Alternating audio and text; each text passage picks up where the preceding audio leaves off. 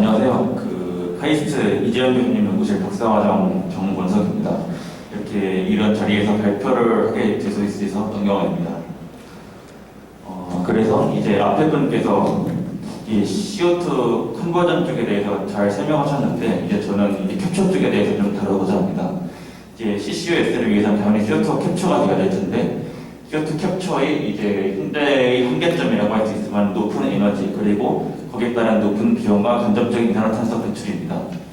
그래서 현재 CO2 컨버전이 많이 좀 연구가 되고 있는데 대부분이 좀 얼리 스테이지 단계에 많이 있습니다. 특히 얼리 스테이지 단계의 공정을 평가하는 것은 기존의 충분히 상업화된 공정과는 매우 다르게 될 것입니다. 왜냐하면은 이게 데이터가 부족하고 이제 좀 언더스티가 굉장히 크기 때문입니다. 이제 제가 이제 타겟으로 잡은 공정은 이제 PSA 기반 흡착 공정인데요. 이제 보시는 것처럼 이제 정확히는 좀 백큐엄 프로세스라고 할 수 있는데, 이게 CO2를 이제 CO2에 M2에 있는 믹스처를 이제 흡착을 시키게 되면은 CO2가 선택적으로 흡착이 되게 되는데, 이 상태에서 다시 압력을 낮춰주어서 이제 CO2를 다시 회수하게 됩니다. 그러면은 이제 굉장히 높은 CO2 캡처 레이트와 그리고 어느 정도의 CO2 퓨리티 그리고 낮은 흡착 에너지를 보일 수가 있는데, 이런 경우는 이제 CO2 흡착제가 굉장히 높은 선택도와 이제 보시는 것처럼 왼쪽의 그래프에서 보시는 것 같은 이제 좋은 아이소스다운 커브를 가지고 있을 때 해당이 됩니다. 이제 이러한 공정을 평가를 하기 위해서는 결국에 이제 프로세스 시뮬레이션을 돌려야 되는데, 프로세스 시뮬레이션은 사실 굉장히 어려운 작업입니다. 그 이유는 프로세스가 이제 오른쪽의 그래프에서 보시는 것과 같이 시간에 따라서 다이내믹하게 움직여야 되고, 다이나믹 프로세서를 모사하기 위해서는 PD를 풀어야 되기 때문입니다. 하지만 이런 모델을 대체할 수 있는 일종의 쇼커 또는 서로겟 모델이 있다면은 이제 복잡한 시뮬레이션을 거치지 않고 단순하게 해당 흡착제가 얼만큼 흡착 성능을 가질 수 있는지를 평가할 수가 있게 될 것입니다. 이제 원래 이 과제는 이제 다양한 흡착제를 이제 개발을 했을 때 저희가 흡착제에 대한 데이터를 넘겨받아서 아이소스점 데이터에 대한 정보만 가지고 주어진 푸드캐스트에 대해서 얼만큼 흡착 성능을 가지는지를 이제 평가를 하기 위한 목적으로 이제 만들어졌습니다.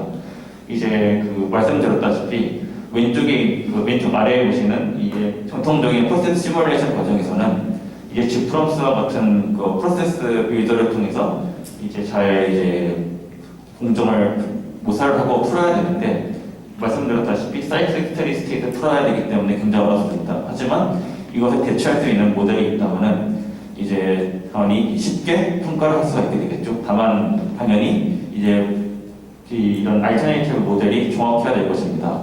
이 모델을 개발하기 위해서는 당연히 인풋과 아웃풋이 명확하게 정의가 되어야 되는데, 인풋으로는 이제 푸드 가스 컨디션 그리고 흡착제의 아이소스톤 파라미터 그리고 오퍼레이팅 프레셔가 되겠습니다.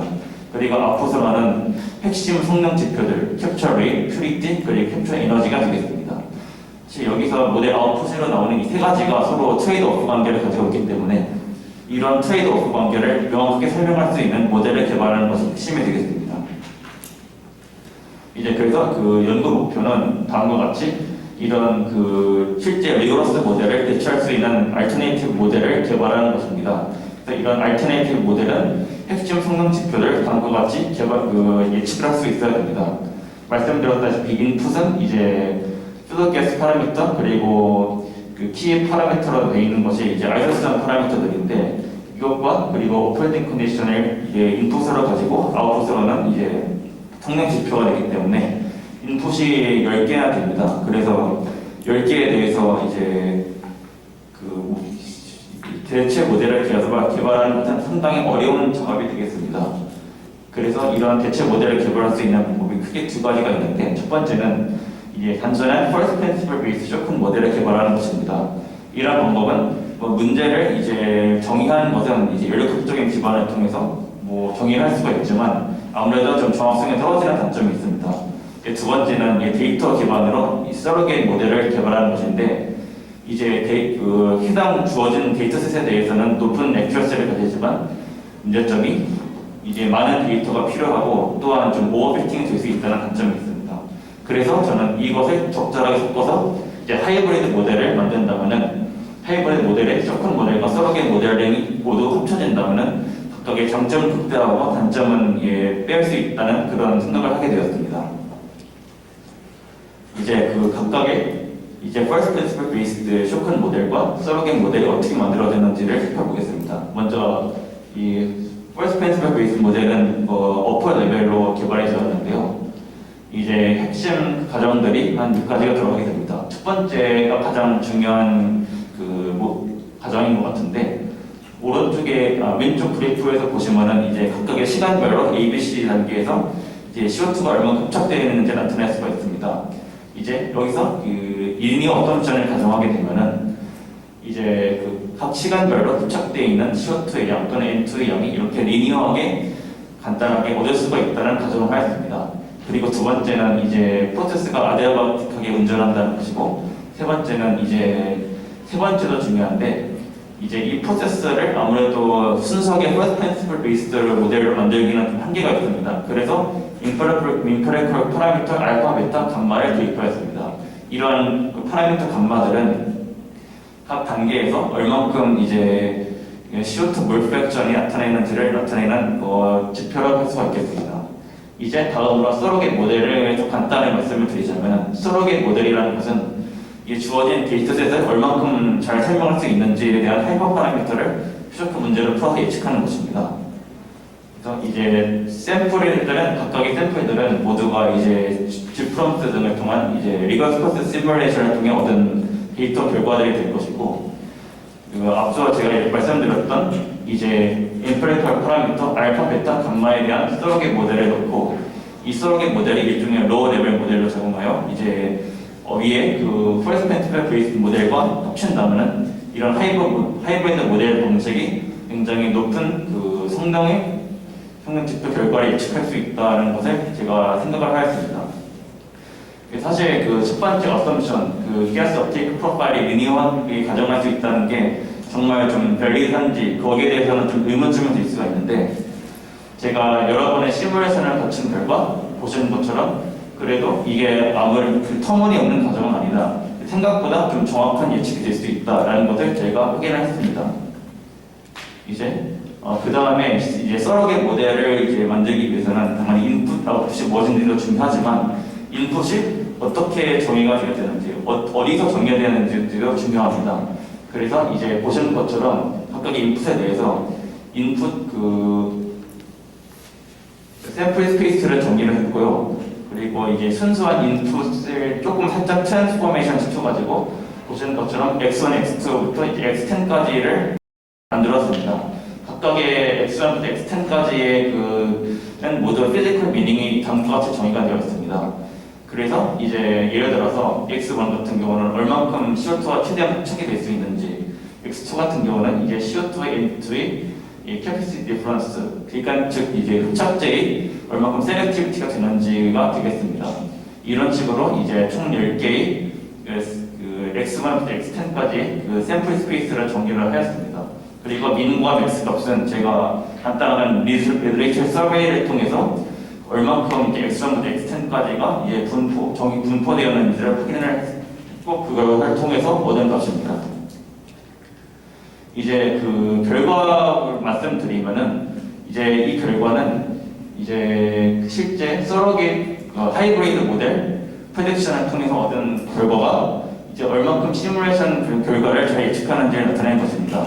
이제 X축이 하이브리드 모델, Y축이 시뮬레이션 결과인데, 이제 Y는 X 그래프, 여기에 가까울수록 잘 예측이 된다고 할 수가 있겠습니다. 왼쪽이 이제 순전한 하이브리드 모델이고, 오른쪽은 이제 어퍼 모델, 퍼스트 인풋 모델을 쓰지 않고 순전히 데이터 드리븐 서로겟 모델을 만들어서 비교한 것입니다. 그래서 보시는 것처럼 흰색 원은 이제 트레이닝 샘플이고 빨간색 원은 테스트 샘플입니다. 이제 보시는 것 같이 하이브리드 모델을 썼을 때가 순전히 이제 데이터 드리븐 서로겟 모델을 썼을 때보다 더 정확한 예측을 하는 것을 나타낼 수가 있습니다. 이제 이것은 이제 첫 번째 성능 대표인 CO2 캡처 레이시고요. 두 번째가 CO2 퓨리티, 그리고 세 번째가 CO2 캡처 에너지입니다. 이 세 가지에 대해서 모두 하이브리드 접근 방식이 순전히 데이터 드리븐 접근 방식보다 더 좋은 그 예측 결과를 나타낸 것을 확인했습니다.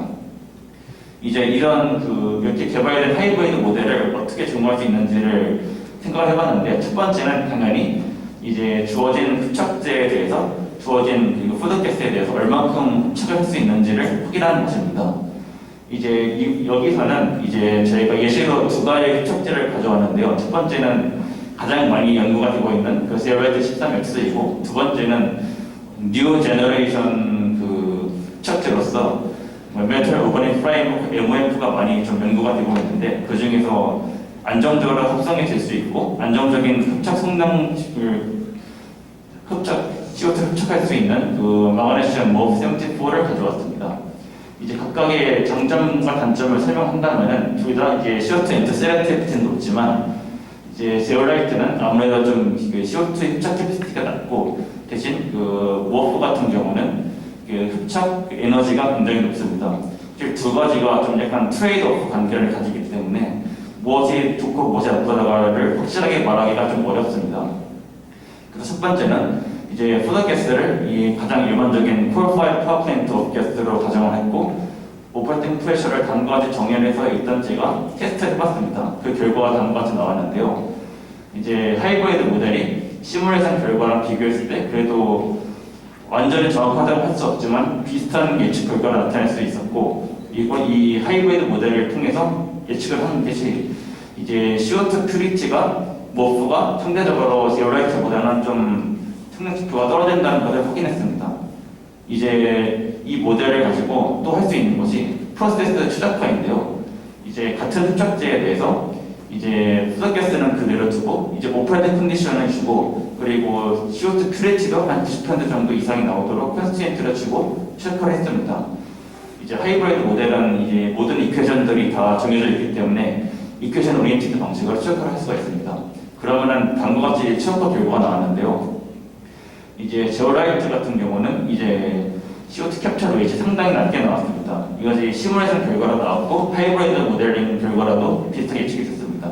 반면에 모프 같은 경우는 캡처 레이트는 높지만 캡처 에너지도 꽤 많이 든다는 것을 확인하였고, 이제 하이브리드 모델로도 똑같이 예측이 되었습니다. 예, 그래서 마지막으로 이제 CO2 어베런스 코스트 다음과 같이 예측이 됐는데, 이제 보시는 것처럼 숫자가 두 개가 있습니다. 이제 숫자가 두 개가 있는 이유는 밑에 것은 순전히 CO2를 캡처한 한 낮은 압력의 가스의 상태이고, 이제 위의 코스트는 이제 이것을 이제 실제로 운송하기 위해서는 한 120바 정도까지 압축을 해야 됩니다. 그 코스트이기 때문에 압축기에 위한 코스트가 상당히 많이 듭니다.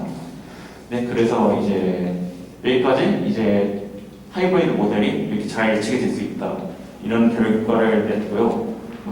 결론을 말씀드리면, 첫 번째로 이런 핵심 성능 지표를 예측할 수 있는 PSA 프로세스에 대한 대안 모델이 필요하다. 그리고 이거를 개발했다. 두 번째는 이제 이런 모델을 개발하기 위해서 하이브리드 모델 공식을 적용해야 한다. 이제 세 번째는 이제 하이브리드 모델을 적용한 결과가 이제 순수하게 데이터 드리븐 모델을 적용했을 때보다 더 좋은 예측 결과를 보였습니다. 그리고 네 번째는 이제 이런 하이브리드 모델은 이퀘이션 오리엔티드 방식으로 썼기 때문에 최적화에 바로 적용이 될 수 있습니다. 하지만 좀 상당 예측 결과가 완전히 좀 정확하지 않고 약간의 한 10% 정도 오차를 가지고 있었기 때문에 좀 더 이제 이것을 정확하게 예측하기 위해서 좀 더 추가적인 연구가 필요하다고 할 수가 있겠습니다. 네, 여기까지 준비했고, 네, 잘 들어주셔서 감사합니다. 네, 혹시 질문 있으신가요? 네, 받겠습니다. 예, 제가 이렇습니다.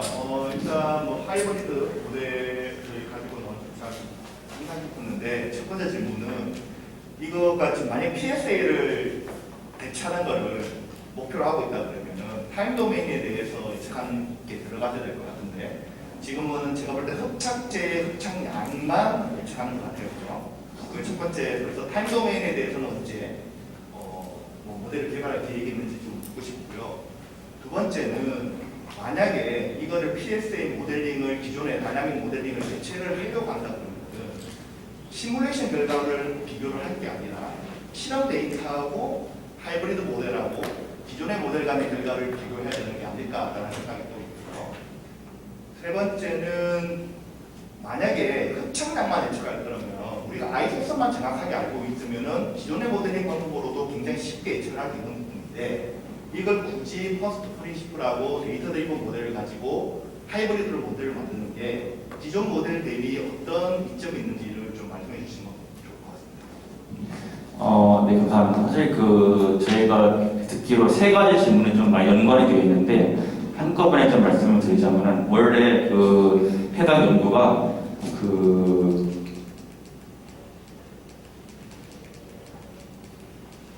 앞서 인트로덕션에서 말씀드렸다시피 여러 개의 흡착제를 좀 한꺼번에 적용해서 이제 어느 흡착제가 좀 더 가능성이 있는지를 판단하는 것인데 사실 저희가 갖고 있는 흡착 데이터가 실제로는 좀 몰레큘러 시뮬레이션 그룹과 같이 이제 연구를 하고 있습니다. 그래서 좀 아무래도 몰레큘러 시뮬레이션 부분에서 대부분 머물러 있기 때문에 실제 흡착제가 매트리얼이 아직 합성이 안 되고 있습니다.